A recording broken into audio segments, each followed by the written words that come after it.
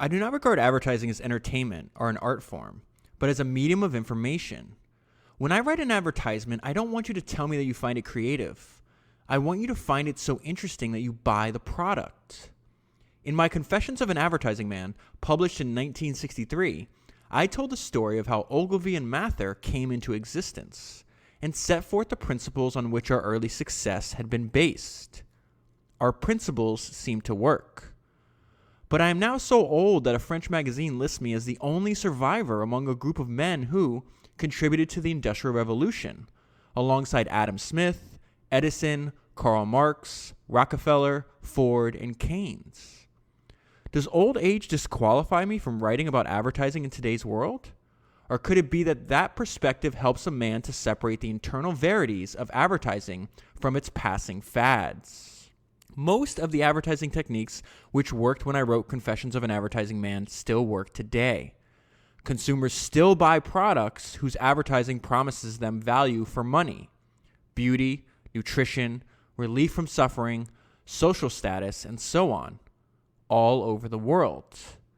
In saying this, I run the risk of being denounced by the idiots who hold that any advertising technique which had been in use for more than 2 years is ipso facto obsolete. Okay, so that is from the introduction of the book that I read this week and the one I'm going to be talking to you about today, which is Ogilvy on Advertising by David Ogilvy. All right, so let's jump into the book.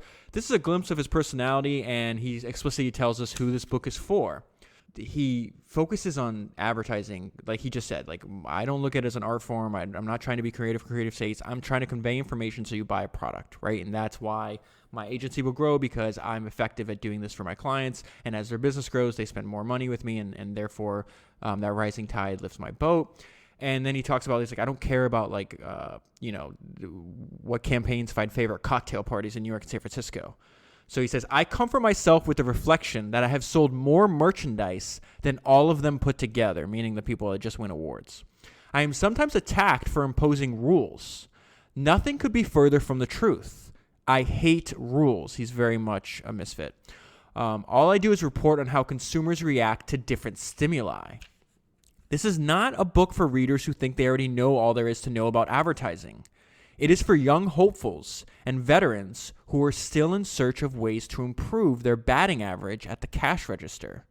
I write only about aspects of advertising I know from my own experience. So he's right off the rip, he's telling us, listen, I'm not here to win awards. I'm not here to make my ads be even the most beautiful, like, visual representations. I'm here to serve my clients, his entire business. We've been talking about Howard Stern. We've been talking about Henry Ford lately, and his whole theme, when you read the two books, I've read the two ones that he's written at least, and they're in the other books written about him, is focus on service, service, service, service, service. There's no, in Henry Ford's opinion, there's no point in having a business that does not focus on service, because that's literally why you exist.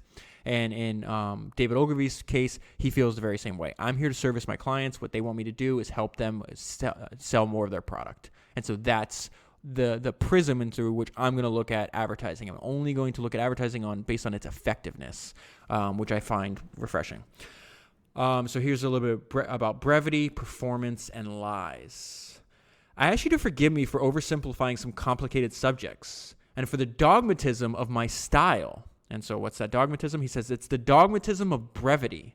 We are both in a hurry. I love this guy. The first thing I have to say is that you may not realize the magnitude of difference between one advertisement and another. And just like he studied consumer behavior, he studied the industry. Like, he did a lot of professional research. In his industry, he sought out and learned from people that came before him. In fact, the end of the book, I'm going to share with you, where he goes over the 6 people that had been in the business before him, some of which he winds up knowing, and they wind up mentoring him.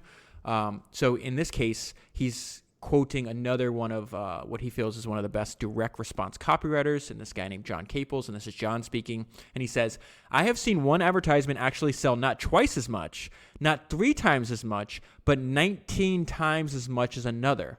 Both advertisements occupied the same space, both were run in the same publication, both had photographic illustrations, both had carefully written copy.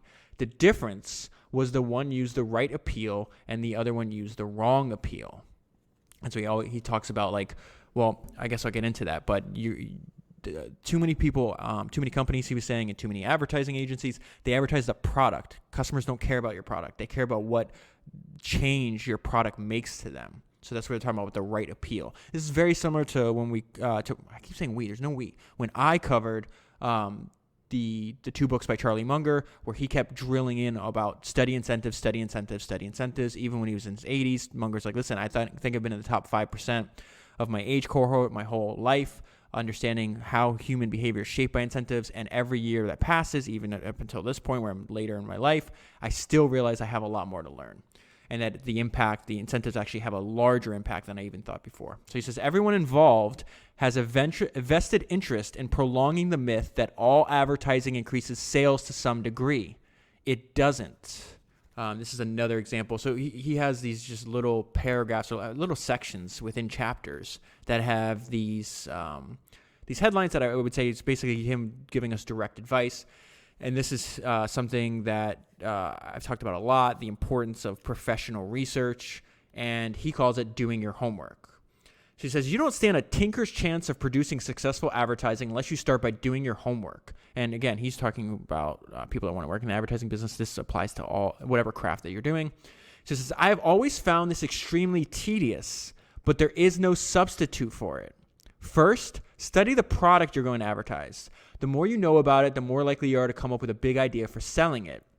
This is actually the idea that books are the original links. I found this paragraph particularly interesting because it ties into the book that I did last week, which is on Henry Royce, one of the founders of Rolls-Royce. So turns out Ogilvy's connected to that because he winds up doing his agency winds up doing the advertising for Rolls-Royce for quite a long time. So he says, when I got the Rolls-Royce account, I spent 3 weeks reading about the car and came across a statement that at 60 miles an hour, the loudest noise comes from the electric clock. This became the headline, and it was followed by 607 words of factual copy. And he actually shows that beautiful advertisement that he has that he's talking about on the page next to us. And remember the 607 words?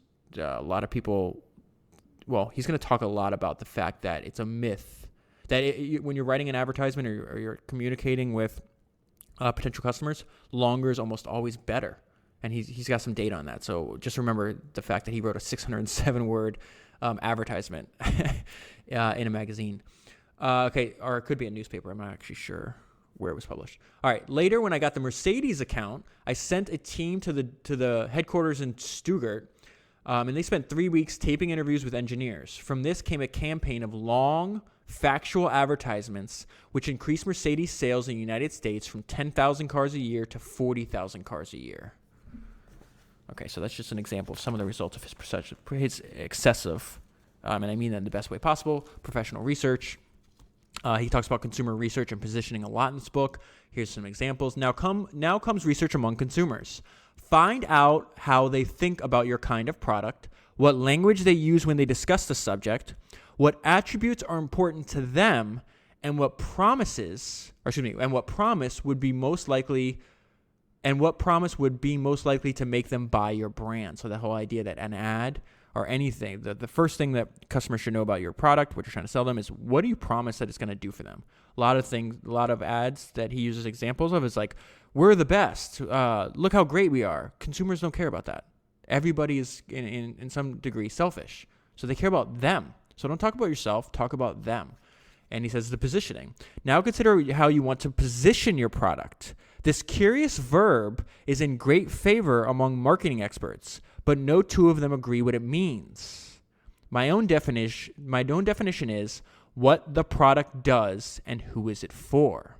So he talks about the importance of brand image, and this is some of the tests he does on consumer behavior. And there is some kind of liquor. I don't know what kind. It's called Old Crow. Okay, so I guess that's not important. Just it's alcohol that he's advertising. So he says, give people a taste of Old Crow and tell them it's Old Crow. Then give them another taste of Old Crow, but tell them it's Jack Daniels. So they're drinking the exact same thing. You're just lying to them, right? And he's doing this in like a consumer research study. Ask them which they prefer. They'll think the two drinks are quite different. They are tasting images. That's such an interesting idea. So this is, again, tying into the importance of brand image. I have always been hypnotized by Jack Daniels. The label and the advertising convey an image of homespun honesty.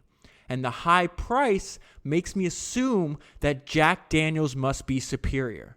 This is another hidden secret about human nature, that people determine the quality of the shortcut for determining the quality of a product is by looking at the price. So you remember when we did that, when I did that book on the two founders of Banana Republic, Mel and Patricia, and I found it fascinating when they first started the first Banana Republic store, which is really interesting because it's a completely different brand than what exists today. Patricia would set up the store, and when an item wasn't selling, in fact, this is one of the reasons the founder of Gap wound up buying the company. Most retail establishments at the time, it's like, oh, this price, or this item of clothing is selling. Here, 50% off. Now it will sell. Patricia did the opposite. She raised the price, and it wound up selling because the same scarf or same blouse or same shirt, same whatever that was $25 is viewed one way. Now it's $100, and suddenly it's a luxury item. Oh, this must be really nice. And again, the world is extremely complex. Humans, all of us, myself included, look for shortcuts to try to convey information rapidly, and price is one of those. Okay, so, I love this quote. He says, have humility in the presence of a good idea. He says, when asked what the best asset a man could have, Albert Lasker, this is a huge influence on him, and we'll cover more about Albert later, the most astute of all advertising men, replied, humility in the presence of a good idea. It is horribly difficult to recognize a good idea. I shudder to think how many I have rejected. Research can't help you much because it cannot predict the cumulative value of an idea.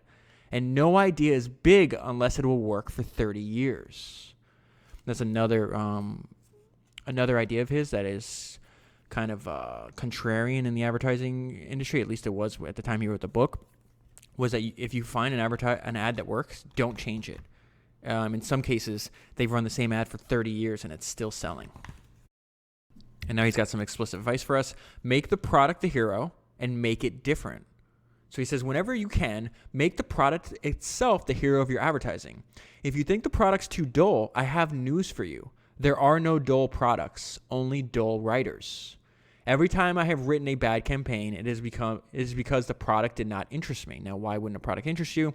And keep in mind, ad agencies see tons of products. So he says, a problem which confronts agencies is that so many products are no different from their competitors. This is why we kind of believe, or I guess I do believe in the axiom that you don't have to be better, you just have to be different. And I like this idea too, the idea of a positively good product. And this is a quote from his partner Joel. So he says, in the past, just about every advertiser has assumed that in order to sell his goods, he has to convince consumers that his product is superior to his competitors. That's why I was referencing earlier how you read a lot of ads like, we're the best in the world, or this is the Northeast's best car dealership, or this is, Europe's best coffee, whatever the case is. This may not be necessary. It may be sufficient to convince consumers that your product is positively good. If the consumer feels certain that your product is good and feels uncertain about your competitors, he will buy yours. Remember, that has nothing to do with the quality, right? If you and your competitors all make excellent products, don't try to imply that your product is better. Just say what's good about your product and do a clearer, more honest, more informative job of saying it. That word clear is really important. We'll talk about that later. Because remember, he told you from the beginning, advertising is conveying information. Don't confuse your customer. If this theory is right, sales will swing to the marketer who does the best job of creating confidence that his product is positively good. And now this is Ogilvy with advice on down with committees. Most campaigns are too complicated. Use the word products as well for campaigns. They reflect a long list of objectives and try to reconcile the divergent views of too many executives. By attempting to cover too many things, they achieve nothing. This is also why I prefer founder-led companies. Many commercials and many advertisements look like the minutes of a committee. In my experience, committees can criticize, but they cannot create. And then this is his advice on this constant pursuit of knowledge. And he comes to the conclusion that the good ones just know more. They just know more. He says, it is the same with advertising agents. The good ones know more. I asked an indifferent copywriter what books he had read about advertising. He told me that he had not read any, that he preferred to rely on his own intuition. Suppose, I asked, your gallbladder has to be removed this evening. Will you choose a surgeon who has read some books on anatomy and knows where to find your gallbladder, or a surgeon who relies on his intuition? Why should our clients be expected to bet millions of dollars on your intuition? This willful refusal to learn the rudiments of the craft is all too common. That's one of the most important sentences in the book. Let me read that again.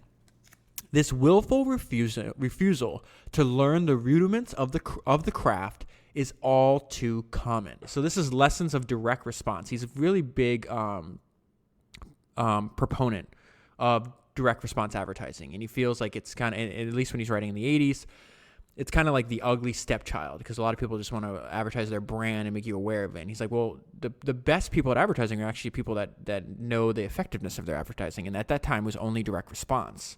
So we're going to talk a little bit about that here. He says the advertising community has turned its back on such research. Agencies which pioneered the search for knowledge now excel in violating the principles their predecessors had discovered. So they're ignoring the past, all the lessons that the people that were doing that job before had discovered. And so now they're going to make the same mistakes over and over again if they didn't have to. If you choose to ignore these factors, good luck to you. A blind pig can sometimes find truffles, but it helps to know that they are found in oak forests. Direct response advertisers know to a dollar how much each advertisement sells. So watch the kind of advertising they do. That's smart, really smart. Watch what they do, not what they say. You will notice important differences between their techniques and the techniques of general advertisers. And so he says, for example, now this is where he comes up with some of his ideas. Again, so he relies on professional research. He doesn't really pay attention to what people say. He watches what they do, right? Which is really smart for human, because humans we're much more truthful with our actions than we are with our words, okay? So now he's going to go and contrast what direct advertisers do with what other people in advertising that don't do professional research recommend you do. See the difference there? These are the people that actually are effective at what they're doing. Meanwhile, there's like this intelligentsia, if you want to say, or like these people are trying to win awards and not necessarily sell products, and this is what they tell you to do.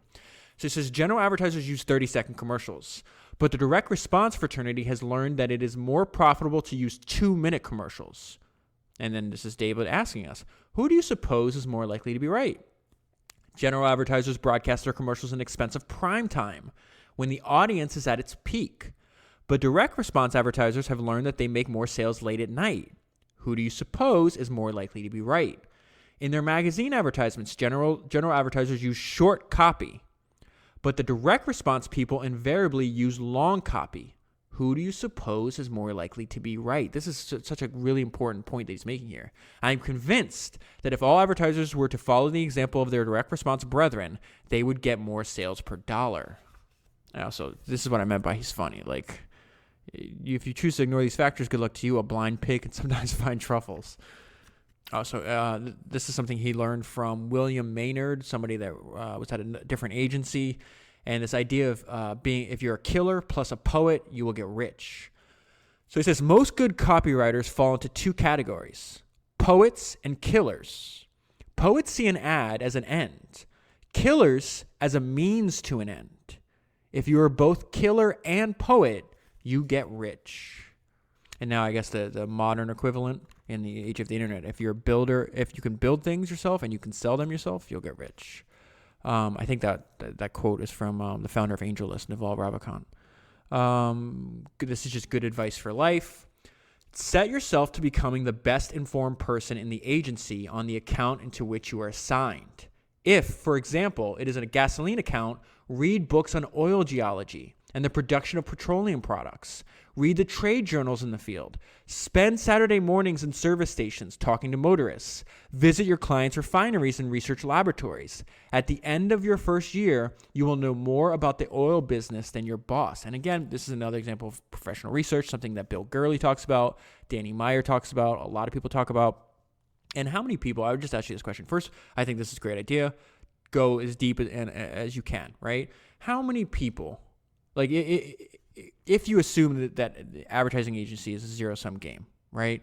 We're lucky, I think, most of us we don't have to, most of the world now, at least in like the internet world, is not zero sum. But you could argue that the world that David inhabited was zero sum. Either your agency gets this or they don't, right? That account's going somewhere. So it's highly competitive. How many people that you're competing with are actually going to do these things that he's talking about?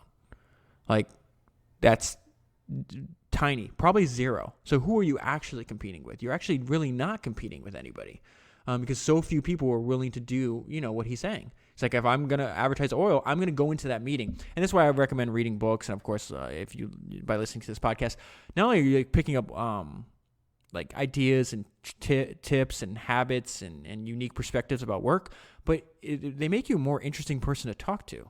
So when they're in these, and he talks about like the process in which a company, mostly large corporations, pick ad agencies, and it's almost, it's just like a series of job interviews essentially. Now imagine how like the response that the person you're trying to solicit their business from would get when you can mention, oh yeah, I read on books on oil geology and production of petroleum products. I went to your refinery and went to your research laboratory. Like, they're just gonna be blown away. I love this. The note I left myself is only the autodidacts are free. 87 American universities offer undergraduate courses in advertising and even give degrees in it. Okay, so there's 87 American universities at the time. Some of them give degrees in advertising, right? With a few conspicuous exceptions, the teachers lack the practical experience to be relevant. So he's saying they're selling you stuff that's worthless. All of them are handicapped by the poor quality of their textbooks, and very few do research on their own. How many times, we're not even, 20, 30 minutes into this podcast, how many times does the word research come up over and over again? It's very much a theme of David's life.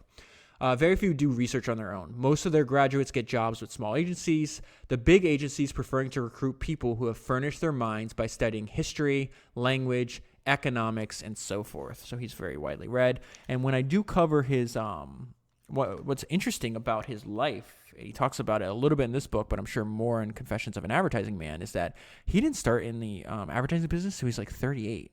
He was like an unemployed former chef, farmer, researcher, and then he went into advertising.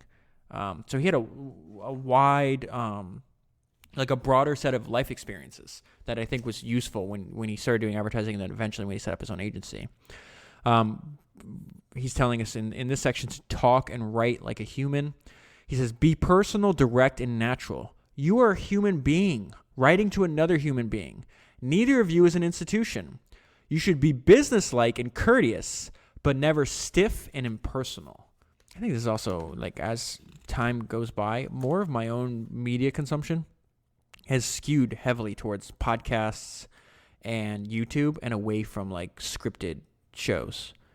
I just like another human. Like, it just feels more natural and authentic for one human to be talking to another, and to like be like a person, not necessarily like a company, or like even I always talk about my favorite TV show probably of all time is Game of Thrones. I definitely enjoyed it. Now, most TV shows are not like that, but think about like the production. It took like one person to write, for 25 years of 5-7 books, however many there's been, and then you have like literally hundreds and hundreds and hundreds of people working on that. Now you can come up with something as beautiful and epic as what I felt Game of Thrones was, last season notwithstanding. But there's also something extremely gratifying, like of consuming something that's not necessarily scripted. I always talk about my favorite podcaster in the world is Dan Carlin. And I think he's the best podcaster on the planet. And it's so crazy to me that, his shows, he's just talking to you. And people are like, oh, is it scripted? He's like, no, I piece them together so I don't sit down and record all at once, is what Dan says. But, he basically talks to you as if you're sitting across from him. And obviously he's one of the best storytellers I've ever heard. So he says, this is more good advice for life. If you take my advice, don't get a job in advertising unless it interests you more than anything in the world.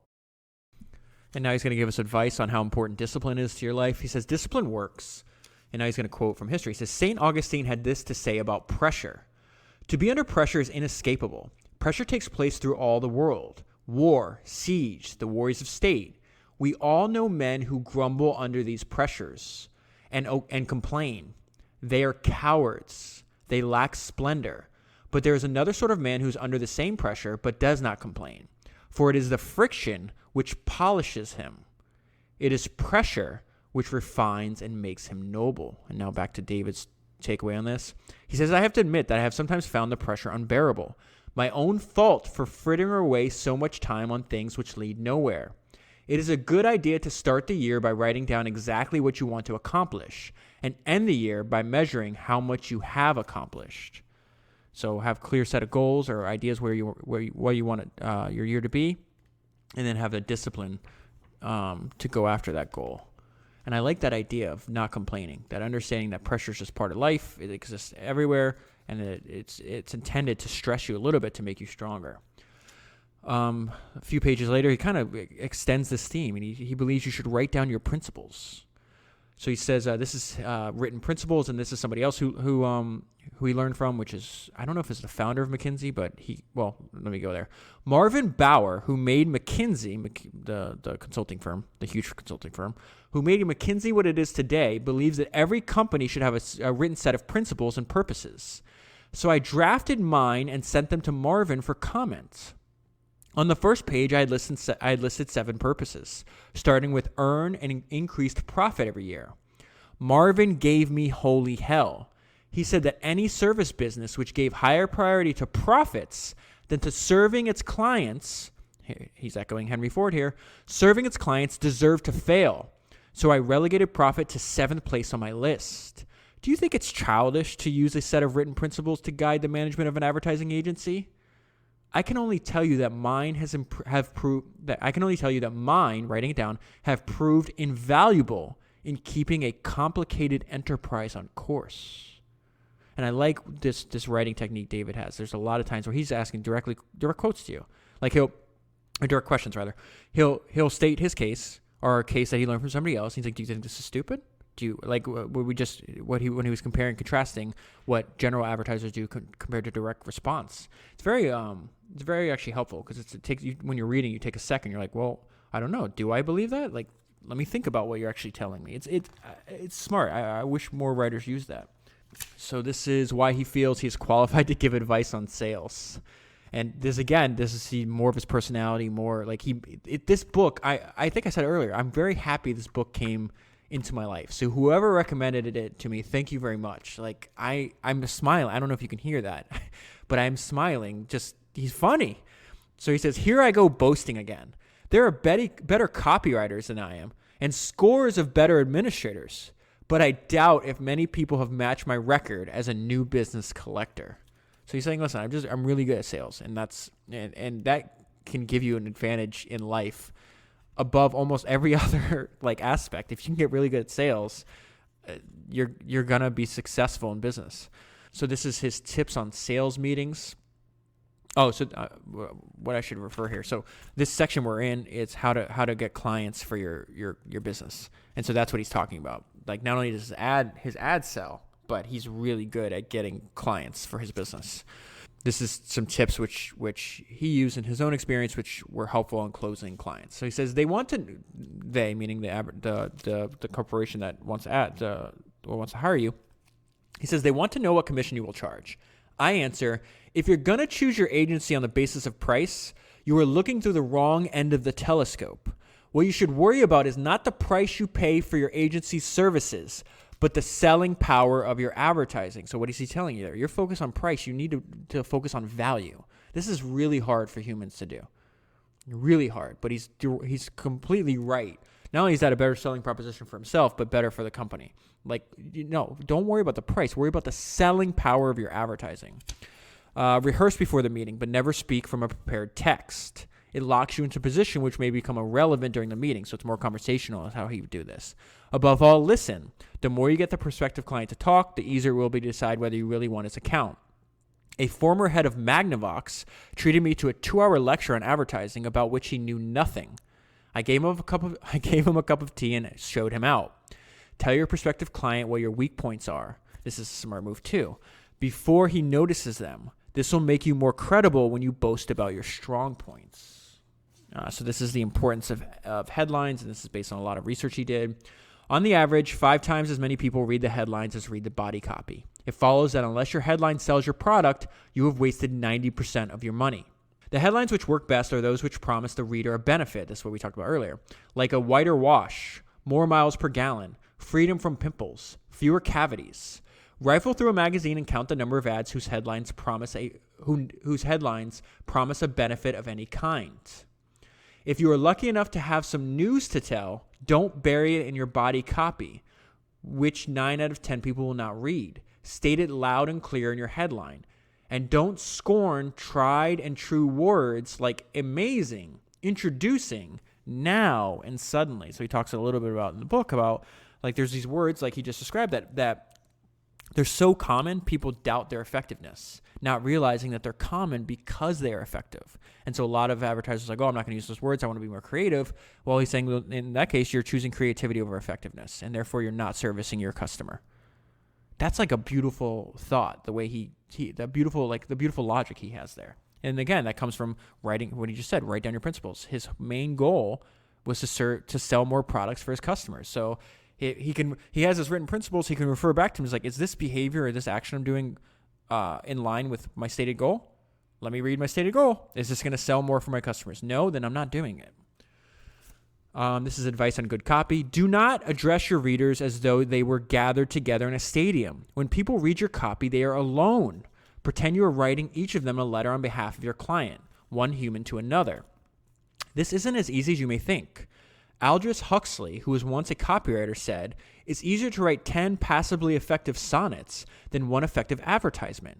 You cannot bore people into buying your product. You can only interest them in buying it. It pays to write short sentences and short paragraphs and to avoid difficult words. So long copy, but short sentences, short paragraphs, so it's easier to read. Copy should be written in a language people use in everyday conversation. Don't write essays. Tell your readers what your product will do for him or her and tell it with specifics. This is another thing. Include the price. You should have pricing if you're selling something in your advertising. This is something that you don't see commonly, but he's a real advocate for. Always try to include the price of your products. You may see a necklace in a jeweler's window, but you don't consider buying it because the price is not shown and you're too shy to go in and ask. It is the same way with advertisements. When the price of a product is left out, people have a way of turning the page. So people are scared to put the price. He's actually saying, no, it's a good idea. So this is examples of long copy. He's got 10 examples here. I'm going to omit every single word in the description except for how many words, right? Because he's going to make this case. He says, all my experience says that for a great many products, long copy sells more than short. Now he's going to give 9 to 10 examples of advertisements he did. Ready? 6,450 words. 5 pages of solid text. 700 words. 600 words. 800 words. 4,700 words. 2,500 words. 3,200 words. And 800 words. And then he gives examples like, went from their company went from 5th in their industry to 1st. They went from 10,000 cars to 40,000 cars, et cetera, et cetera. And then this is his opinion on why long copy. I could give you countless other examples of long copy, which has made the cash registers ring. I believe, without any research to support me, that advertisements with long copy convey the impression that you have something important to say, whether people read the copy or not. That's interesting. Advice in life, keep it simple. It's interesting. I think humans crave simplicity, but we default to complexity. Copywriters specify that a commercial should be shot in... Oh, this is funny. So copywriters specify that a commercial should be shot in Bali when it could be equally well be shot in a studio for half the price. They insert expensive animation into live action commercials. They insist that original music be composed for background purposes, as if there were nothing suitable in the whole repertoire of existing music. Worst of all, they use expensive celebrities when an unknown actor would sell more of the product. Let me pause right there. He says he has research, and this is interesting because it flies in the face of how a lot of brands advertise their products today and how they did back then, that when you use a expensive celebrity in your ad, the consumers tend to remember the celebrity and not the brand, not the product. So he's saying that I have data that it's much more effective to hire an unknown person to sell your product than a celebrity, which is funny because think about I've seen studies on this where like they hire the example I saw recently is they hired this famous model. It's like $15 million a year for a jewelry company, and yet it's all brand advertising. It's not direct response advertising. So I'm like, wait a minute. I was like, how do they know the effectiveness of that $15 million? And the answer is they don't. They're just guessing. That's a hell of a guess to make.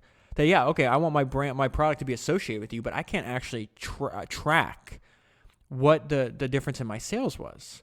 So it's a huge benefit for the person getting the $15 million, and I would argue rather dubious for the company. But again, large companies do really stupid things constantly. I have no research to prove it, but I suspect there's a negative correlation. So he's kind of echoing this. I have no research to prove it, but I suspect there's a negative correlation between the money spent on producing commercials and their power to sell products. My partner was asked by a client to remake a $15,000 commercial for $100,000, and sales went down. So it's interesting. I heard this podcast one time. I took notes on it where I think the brand was called Tuft and Needle. It's one of those, these direct consumer. They're advertised on podcasts a lot, if I'm not mistaken. These mattress companies, right? And they wind up selling the company, I think, for let's say $500 million, something like that. I don't remember the exact number, right? Maybe $450 million. And the founder was talking about this. He's like, the ads where we spent a lot of money were some of the worst performing ads. And he said they did ads were like Blair Witch Project style, that movie that was like real shaky and I think won awards because it was maybe been recorded on like a camcorder back in the day. But he just says stuff rough and dirty. He talked about tracking the ads on, if I remember correctly, billboards, and just like a black billboard with white text, like very simple, like one sentence, performed way better. And I forgot what the sentence was or whatever the case was. Then like ones that had like were overproduced. They had like images and because billboards have to be like a poster. Interesting enough, David hates billboards. He thinks the roads would be much safer, and he makes predictions at the end of the book that eventually billboards would be illegal. And I guess they're illegal in some countries because he references that in his writing as well. But anyways, enough about the billboards.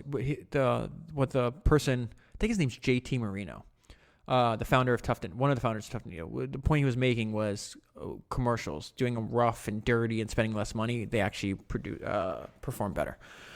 Okay, so and I love how Ogilvy was saying earlier that his dogmatism of brevity. He's going to tell us exactly what the most important sentence in the book is. He says, advertising which promises no benefit to the consumer does not sell, yet the majority of campaigns contain no promise whatsoever. This is the most important sentence in the book. Read it again. I'll do as he asks. Advertising which promises no benefit to the consumer does not sell, yet the majority of campaigns contains no promise whatsoever. And he continues a few paragraphs later. He says, try to find a promise which is not only persuasive, but also unique. This is why David loves research. Few copywriters share my appetite for research. Many others thought that it inhibited creativity. My experience has been the opposite. Research has often led me to good ideas, such as the eye patch in the Hathaway campaign. So there's this company that sells shirts, and he had this weird idea that just putting a fake eye patch on the model that's modeling the shirts would actually increase sales, because it would increase, people would, instead of glancing over the ad, they'd be like, what is going on here? And then they'd actually look at it. So he actually got more people to read the ad, and then that resulted in more sales. So he says, I've seen ideas so wild that nobody in his senses would dare to use them until research found that they worked. And there's another example. When I had the idea of writing headlines for French tourism in French, my partners told me I was nuts until research revealed that French headlines were more effective than English headlines. Isn't that bizarre? Research has also saved me from making some horrendous mistakes. So what he means by French headline, the first sentence would be in French. Then you'd have English translation under it. The next sentence is in France. The next sentence is in French, and you'd have English under it, and so on and so forth. So that's what he's talking about. Researchers also saved me from making some horrendous mistakes. Researchers often misused by agencies and their clients. They have, this is important, they have a way of using it to prove they are right. They use research as a drunk uses a lamppost, not for illumination, but for support. On the whole, however, research can be of incalculable help. I love this idea. Don't waste time on problem babies. Most marketers spend too much time worrying about how to revive products which are in trouble and too little time worrying about how to make successful products even more successful. It is the mark of a brave man to admit defeat, cut his loss, and move on. Concentrate your time, your brains, and your advertising money on your successes. Back your winners and abandon your losers. And he says, don't dawdle. Most big corporations behave this is so good. Most big corporations behave as if profit were not a function of time. When Jerry Lambert scored his breakthrough with Listerine, he sped up the whole process of marketing by dividing time into months. He reviewed progress every 30 days with the result that he made a fortune in record time. So again, think of profit as a function of time. I think that's really good advice. David has some thoughts on pricing. So he says, pricing is guesswork. It is usually assumed that marketers use scientific methods to determine the price of their products. Nothing could be further from the truth. In almost every case, the process of decision is one of guesswork. The higher you price your product, the more desirable it becomes in the eyes of the consumer. So they talk about the study that happened at University of Iowa, tried to relate the prices of 679 brands of food products to their quality. He found that the correlation between quality and price was almost zero. Then he has this idea of where you account for your advertising costs. And he says it's a production cost, not a selling cost, even though advertising is thought of as written salesmanship in print is the quote he uses. I have come to regard advertising as part of the product, to be treated as a production cost, not a selling cost. It follows that it should not be cut back when times are hard, any more than you would stint any other essential ingredient for your product. Okay, so now we've gotten to my favorite. I love all parts of this book, but I really love the ending because this is where he profiles people, like specifically like people that were practice his craft before he did and what he learned from them, which I think is the entire point of Founders, right? So this is 6 giants who invented modern advertising. This is the introduction paragraph. He says, all 6 had other jobs before they went into advertising. At least 5 were gluttons for work and uncompromising perfectionists. 4 made their reputations as copywriters, and only 3 had university degrees. So I'm just going to tell you the person's name, and then he gives like short biographies for them all, but I'm just going to pull out like the quotes that I wanted to remember. I think Albert Lasker's first. He might be the one I highlighted the most on too. All right, so it says, Albert Lasker made more money than anyone in the history of the advertising business. One of Albert Lasker's copywriters came up with what he feels is the best description of advertising. He says advertising was salesmanship in print, a definition that has never been improved. Lasker held that if an agency could write copy which sold the product, nothing else was needed. Isn't that like it's beautiful when you can have a business where it's that simple. Doesn't mean it's easy, but it's very simple. Like if we can write copy and sell more products, then that's it. Nothing else matters. We will be successful. Now, what happens is that means he's also kept Albert Lasker. The reason he made this is an interesting point, right? A lot of advertising agencies have a lot of revenue, but Albert Lasker he made more money because he controlled his costs. Something talked about ad nauseum on Founders, right? What he meant is like he focused on copywriting. He didn't have like art directors and executives and all the other like fluff. I just ran over my point here. So he said, by dispensing with marketers, art directors, and researchers, Lasker saved so much money that he was able to make a profit of 7%, probably the world's record for advertising agencies. If an agency makes more than 1% today, it is exceptional. His advertising agency was called Lord & Thomas. He says he ran Lord & Thomas as a dictatorship. As you all know, he told his staff, I am the owner of this business, and therefore I decide the policies. He owned 95% of the shares. So there's this idea of control that comes up all the time. After he retired, he said he had never attended a director's meeting and did not think that one had ever been held. He loathed talking on the telephone and abominated committees. He never belonged to an advertising club and avoided his competitors. That's actually might be interesting, where you avoid like industry news, so you're not that like we have the tendency to copy those around us. So if you avoid that, you come up with like your own unique ideas. It might be more differentiation for your product. He was not shy about conspicuous consumption. His weekend estate outside Chicago had a staff of 50. He once defined an administrator as somebody without brains. He once said, "I didn't want to make a great fortune. I wanted to show what I could do with my brains." He could be overbearing, intolerant, and arrogant. He's a misfit. He could be bad-tempered, demanding, and inconsiderate. And he had 3 prolonged nervous breakdowns. And then check this out. This is how, he's got a very... I looked for a biography on him. I couldn't find one. Or else I'd cover him because this guy's such a weirdo in an affectionate way. This is how he dominates an industry, and then one day he's like, all right, I'm out.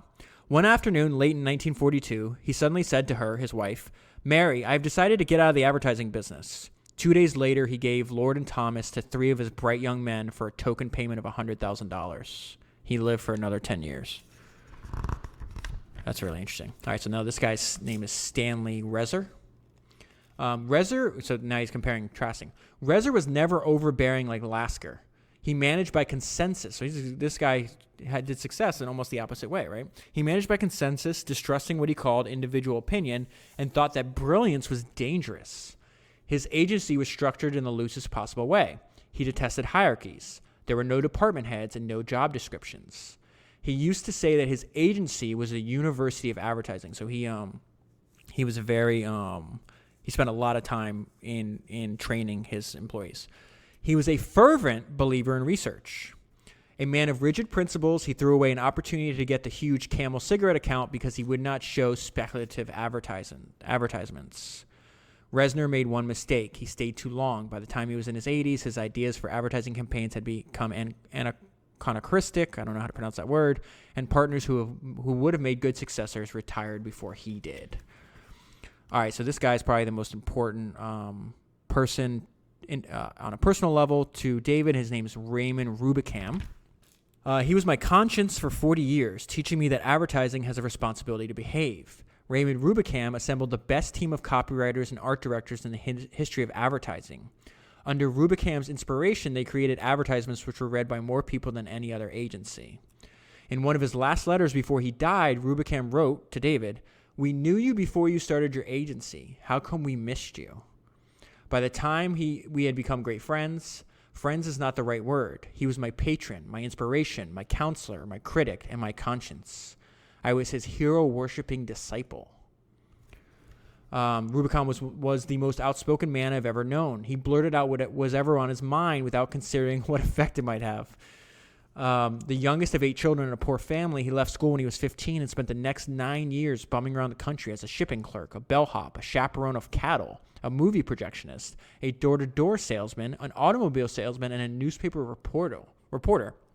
When he was 24, he applied for a job as a copywriter at the now-defunct Wallace Armstrong Agency in Philadelphia. Now, check this out. The reason I include this is how he gets a job. He's very resourceful and is tenacious the word I'm looking for? Persistent, maybe is the better word. And this is a direct quote from Raymond. "I sat in the lobby," meaning of the agency, "on a bench so hard that I can still feel it," he later recalled.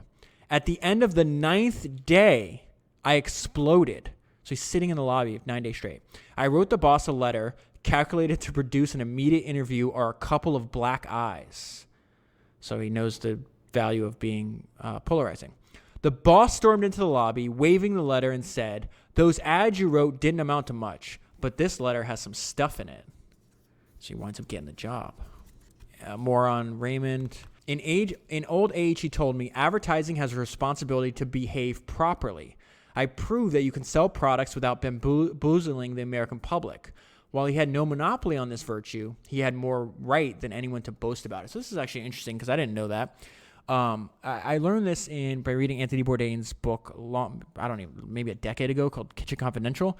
And he talks about, like, at the time when he got, and I guess Danny Meyer talked about that a little bit in his book, Setting the Table, how when they got involved in the restaurant industry, it was like an island for misfits. Like, your family would look down on you for working in the industry. And now it's like the opposite, right? They have TV shows about chefs, and they become individual personalities and all that sort of stuff. So David talks about this in the book. What they were talking about, what Raymond taught him, is that people looked at advertisers like scum. They thought they were like scam artists and stuff. And so that's why Raymond was like, listen, yeah, advertising, you're going to have a small percentage that are just trying to trick people into buying useless products. But for us, it's our obligation to make sure that it behaves properly, that we're advertising and selling effective products, and that we're not like tricking or lying to customers. So that's interesting, because maybe I don't know enough about the ad agency business now, but I mean, they have TV shows like Mad Men about it. Like, it seems to be somewhat prestigious in that sense, at least from like a cultural perspective. I could be wrong though. So he says, he taught me to resign accounts when they were spoiling the morale of the staff. He resigned the huge American Tobacco account because he disliked being bullied by the notorious George Washington Hill, who I guess was the head of that. His letter is before me. So this is what Raymond sends to George Washington Hill about, we're going to part ways. This is hilarious. And his agency is called Young and Rubicon. So it says this is now Raymond writing to Hill. Young and Rubicon and American Tobacco were both successful companies for some time before our association began. I trust both will continue to be successful companies after our association ceases, which it is doing as of now. So I love that. He has some kind of principles, and he's willing to turn down money. He's like, listen, you're a bully. You're ruining the morale of my staff, and be gone. He says, this is David, I knew Rubicon for 40 years, longer than any other giants, and I loved him more. Wow, that's beautiful. He did leave behind an aphorism. I love this too. Resist the usual. In advertising, the beginning of greatness is to be different, and the beginning of failure is to be the same. There's a hell of a quotes in here, man. Leo Burnett is the next guy. It wasn't, now this kind of pierces the myth that like entrepreneurship or success only comes early in life, where not only is that like empirically not true, the data states at least from like, I think the data I've seen is like, and this is not the best metric for success in entrepreneurship, keep in mind, but like, I want to say like IPOs usually started by people when they're like an average age of like 42 years old or something. This guy, Leo, he says it wasn't until he was 60 that Leo hit his stride. It was as if he had suddenly turned on his afterburners. By the time he died 20 years later, his agency had become the biggest in the world outside of New York. That's bananas. So Leo has his set of principles, and he wrote them down. Maybe that's where David got that idea from. His attitude to the creative process can be summed up in 3 things he said. Number 1, there is an inherent drama in every product. Our number 1 job is to dig for it and capitalize on it. Number 2, when you reach for the stars, you may not quite get one, but you won't come up with a handful of mud either.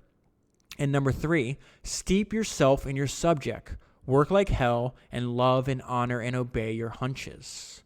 I've never heard that before. Love and honor and obey your hunches. At the end of his life, he wrote, looking back over our greatest achievements, I recall that few of them were generated in an atmosphere of sweetness, light, and enthusiasm, but rather one of dynamic tension, complicated by offstage muttering. And this is my own personal view, that we need stressors, not chronic stressors, but definitely acute stressors in our life for the best outcomes. Instead of assigning a project to one creative, this is another good idea too. Check this out. Instead of assigning a project to one creative group, he had a habit of putting several groups in competition. It was enough, he once said, to send strong men staggering to buy a goat farm. So you get more out of people. This is kind of known in human nature. You get more out of people when they're in direct competition. I do this from time to time. I use the Apple Watch to track, I don't use it for anything else but to track fitness. And I don't even know if it's the best for that, but it's the one with the biggest network of people I know. So friends will challenge you to, let's have a week long, or 3 day long or week long competition. Let's see who can burn the most calories or who works out for the longest. And I don't know if I'll do that anymore. I've done it a few times where I've almost destroyed myself. So this is not proving the point that I was trying to make, but to the point where I was just like, all right, I can't do it anymore. This is insane. But you definitely, at least in my case, like I definitely burned way more calories than I normally would, because I had that direct competition and I could see what the other person was doing. Leo deplored the tendency of mega agencies to put their own aggrandizement ahead of service to their clients. There's that word service again. Not long before he died, he told his staff, oh, I love this. Somewhere along the line, after I'm finally off the premises, you may want to take my name off the premises too. But let me tell you when I might demand that you take my name off the door. That will be the day when you spend more time trying to make money and less time making advertising. When your main interest becomes a matter of size just to be big, rather than good, hard, wonderful work. This is what I love. I always talk about I favor small companies in general, that I feel I get the best products and services for them because they actually give a damn. They actually have some kind of skin in the game. And a lot of literature and media and entrepreneurship is kind of we fetishize the big. And I love that idea. Like you can get big as long as service is number one, like Henry Ford seemed to have done. But what Leo says, when your main interest becomes a matter of size just to be big rather than good, hard, wonderful work. I love that. He's like, I'll make you take your name off it. And then this is what David said. I wish I had written that. Oh, that's so good. All right, Claude Hopkins is the next person. By exercising the pseudo-literary pretensions endemic in British copywriters, remember, David definitely favored practice and research over theory, and concentrating my thoughts on the obligation of advertising to sell, Claude Hopkins' book, Scientific Advertising, changed the course of my life. So this will be the second or third time I've mentioned in the podcast that books are the original links. David believed that too, because at the very end of the book, he's like, here's all these books you need to read that influence what I just wrote. I got the ideas from them, read them. Really interesting. Wish all books did that. And that's why I also, I prefer to read and do the podcast and highlight and take notes in the paperback or hardcover versions of these books, but I almost always buy the Kindle version too, because one, I can search the book and add notes, but it also tells me in the Kindle version what other books are mentioned within that book. So I find a bunch of other books, like what's this idea that Henry Ford said? It's like the idea that we're ever going to automate our way to like where humans have nothing to do. He's like, that's not real. Like every new opportunity creates two new opportunities. Every new book creates two new books. When he was 41, he was hired by Albert Lasker. So this guy didn't run his own firm, right? He was hired by the guy we talked about first, the very first one, Albert Lasker, the guy that made the most money, to write copy for Lord and Thomas. Lasker paid him $185,000 a year, equivalent to $2 million in today's money. Wow. What does that tell you about his skill? And again, when people are always like, I want to start a business. I don't know, what I should do. There's two things I normally say. I use that example that Richard Branson says, a business is just something that makes somebody's life better. So if you look at it to that point, you find tons of opportunity. And the second thing is businesses will always pay you to bring them more business. So think about, why is this guy getting, as an employee, making $2 million a year? Because he's selling more business. So he's going to get paid for that. He stayed at Lord and Thomas for 18 years. Hopkins was a prodigiously hard worker. Sunday was his favorite day because he could work without interruption. He held that nobody with a college education should be allowed to write copy for the mass market. David says, I know what he meant. He was an uncompromising practitioner of the experimental method, forever testing new ideas in search of better results. And then he wrote takeaways, I guess you'd call it, from his life in advertising. I'm just going to read two of them to you. Ad writers forget that they are salesmen and try to be performers. Instead of sales, they seek applause. It is not uncommon for a change in headline to multiply returns from 5 to 10 times over. That's interesting. This is another one called Bill Burnach. And this is actually the last guy we'll cover. So he says, he held, as I do, that the quality of the idea and the excellence of its execution was the alpha and omega of successful advertising. So quality of the idea, excellence of execution. He worshipped at the altar of originality and was never tired of denouncing research as the enemy of creativity. Remember, a lot of these people are successful even though they have conflicting views. That's why it's so important to collect as many ideas as you can, because entrepreneurship, like life, is a complex adaptive system. It does not act in a predictable way.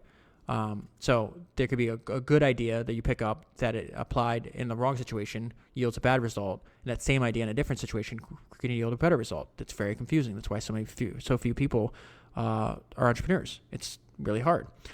This may have irritated some of his clients, but it made him the hero of the creative fraternity. He spoke in a quiet voice and looked modest, but he wasn't. When some of his stodgier, here's an example of his non-modesty. When some of his stodgier competitors started raiding his agency in search of swingers, I don't know, I assume good talent and not the other meaning of the word swinger, Bill told me, they don't realize that these people will be helpless without my guiding hand. Woo! He was a philosopher. He lived without ostentation and organized his time with a self-discipline that is rare among heads of agencies. Shortly before he died, Bill was asked, this is where I'm going to close this podcast. And this is so important because it's a foundation of why we're going to history to learn, right? Shortly before he died, Bill was asked what changes he expected in advertising in the 80s. Remember the 1980s. He replied, human nature hasn't changed for 1 billion years. It won't even vary in the next 1 billion years. Only the superficial things have changed. It is fashionable to talk about a changing man. A communicator must be concerned with an unchanging man. What compulsions drive him? What instincts dominate his every action? This is very similar to what Jeff Bezos says, like find the things that are never going to change and then build your business around that. So for Amazon's case, he's like, in 10 years from now, are people going to be like, I wish Amazon had less selection? No. Are they going to say, I wish you delivered my product slower? No. I wish you had worse customer service? No. So he's like, that's the things that we orient around because they're going to be true today and they'll be true in the future. So it says, a communicator must be concerned with unchanging man. What compulsions drive him? What instincts dominate his every action? Even though his language too often camouflages what really motivates him. Another trend we keep talking about. Actions indicate, I always say in like our family, actions express priorities. Okay? So remember, language often camouflages what really motivates him. So watch actions. For if you know these things about a man, you can touch him at the core of his being. Again, that's another way to say you know his incentives. This guy's there's a lot of knowledge in this one paragraph. One thing is unchangingly sure. The creative man with an insight into human nature, with the artistry to touch and move people, will succeed. Without them, he will fail. A gentleman with brains. I think now, after hearing me talk about this for maybe an hour, you realize how much I love this book. I know you can't see me, but I've had smiles on my face a lot of the time reading this to you and talking about this. I think it's great. The book is beautiful. Like, obviously a podcast, you're not going to be able to see the ads. I'd buy it just for that, but this guy is just so smart. He's just so interesting. So I cannot wait to read his biography. That'll undoubtedly be another Founders episode in the future. But if you want to buy this podcast, if you want to buy this book and support me, the author, and yourself at the same time, there's always a link in the show notes. And that link is an Amazon affiliate link, which means if you click on that link and buy through that link, Amazon will send a small percentage of sale at no additional cost to you. You can also go, another way to do that is amazon.com/shop/Founders Podcast. Other than that, I think I've spoken enough. I will talk to you next week.